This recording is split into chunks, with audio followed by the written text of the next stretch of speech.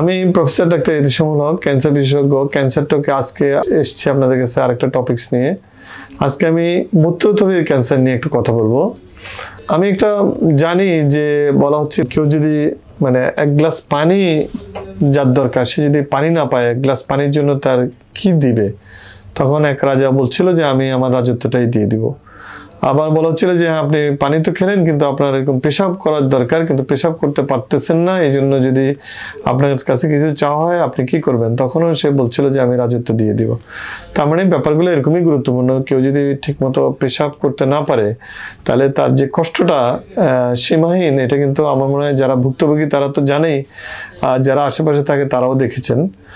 আর এই পেশাব যে আমরা করি, মানে প্রস্রাব, এইটাই কিন্তু প্রথমে কিন্তু আমাদের কিডনিতে, আমাদের শরীরের রক্ত থেকে দূষিত জিনিসগুলো ছেঁকে নিয়ে এইটাই প্রস্রাবের হিসেবে সৃষ্টি হয়ে এটা কিডনির মাধ্যমে আমাদের কিডনি থেকে পেশাবের থলিতে আসার একটা রাস্তা আছে, এটাকে ইউরেটার বলি আমরা। ইউরেটার থেকে এই পেশাবগুলো প্রথমে এসে কিন্তু একটা পেটের মধ্যে, আমাদের তল পেটে একটা থলি আছে যেটাকে আমরা মূত্রথলি বলি, এখানে কিন্তু জমা হয়। এই মূত্রথলি থেকে আমরা যখন তখন আমাদের পেশাবটা বাহির হয় না, আমরা যখন পেশাবের বেগ হয়, আমরা যখন ইচ্ছা করি, আমরা যখন আমাদের পেশাব করার জন্য একটা নির্দিষ্ট পরিবেশে যাই, তখনই শুধু আমাদের পেশাবটা হয়। এটা হচ্ছে আল্লাহ পাকের একটা বিশেষ রহমতের প্রক্রিয়া, আমরা ব্যবহার করি। এখন এই পেশাবের থলির মেইন কাজ হচ্ছে যেটা আমি বুঝালাম, যে কিডনি থেকে উৎপাদিত প্রস্রাব জমা করে রাখা, এবং আমরা যখন প্রস্রাব করতে চাই তখন আমাদের প্রস্রাবের রাস্তা দিয়ে এই প্রস্রাবটাকে বের করে দেওয়া, এটা হচ্ছে পেশাবের থলির কাজ। এখন কারো যদি এই পেশাব করতে অসুবিধা হয়, যে ধরেন কারো পেশাবের সাথে রক্ত যাচ্ছে, পেশাবের জ্বালা পোড়া হচ্ছে, তারপরে পেশাব করতে কষ্ট হচ্ছে, পেশাবটা আটকায় যাচ্ছে, এবং পেশাবের আগে পরে ব্যথা হচ্ছে বা তলপেটে ব্যথা হচ্ছে, এগুলো পেশাবের নানান রোগে হয়। বিশেষ করে ইউটিআই, তারপরে ছেলেদের প্রোস্টেট, মেয়েদেরও আমাদের পেলভিক ইনফ্ল্যামেটরি ডিজিজ আমরা বলি। এইসব নানা কারণে কিন্তু পেশাবের থলিতে বা পেশাবের এইসব সমস্যা হতে পারে। সুতরাং এগুলো হওয়া মানেই কিন্তু আমি ক্যান্সারের কথা বলবো না, আমি বরং বলবো এই ধরনের সমস্যা কারো হলে সে ডাক্তারের কাছে যাওয়া উচিত। তো ডাক্তারের কাছে যাওয়ার পরে ডাক্তার সাহেবরা সাধারণত বেশিরভাগ ক্ষেত্রে এই লক্ষণগুলো সাধারণত পেশাবের ইনফেকশন অথবা সাময়িক কোনো অসুবিধার জন্য দেখেন। তো পরীক্ষা নিরীক্ষা কিন্তু নিয়ে আসতে হয় রোগীদেরকে। পেশাবের জন্য সবচেয়ে ইম্পর্টেন্ট হচ্ছে একটা পেশাবের পরীক্ষা করা, যেটাকে আমরা রুটিন এক্সামিনেশন বলি। এই রুটিন এক্সামিনেশনের মধ্যে কিন্তু পেশাবের অনেক রোগ নির্ণয় হয়ে যায়।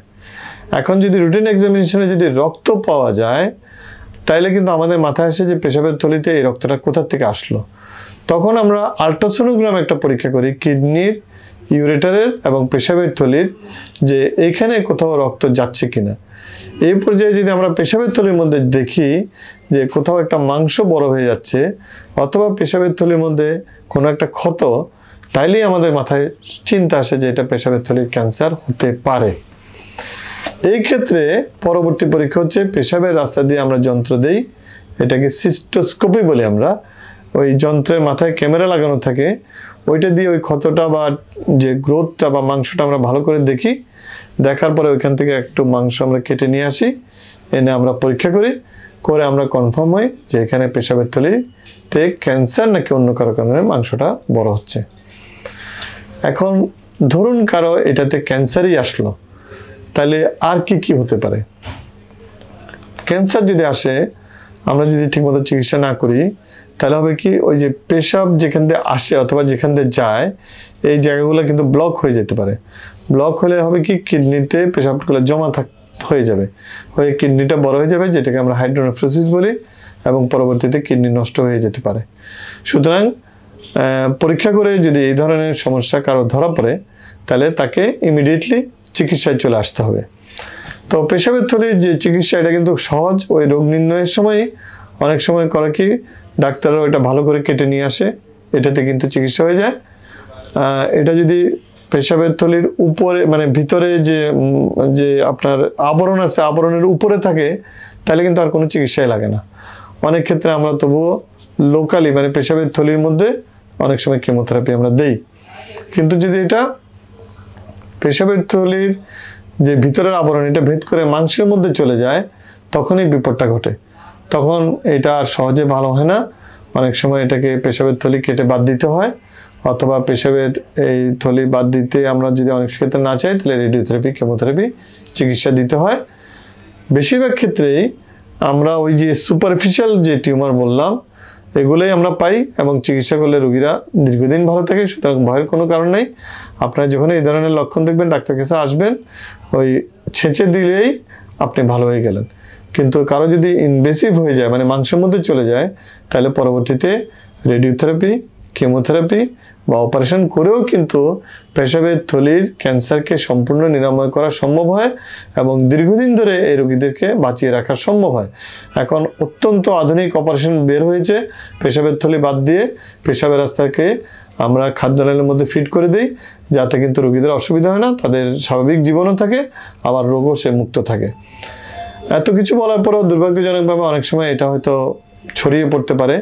ছড়িয়ে পড়লে তখন কিন্তু এটা কিউর করা কঠিন হয়।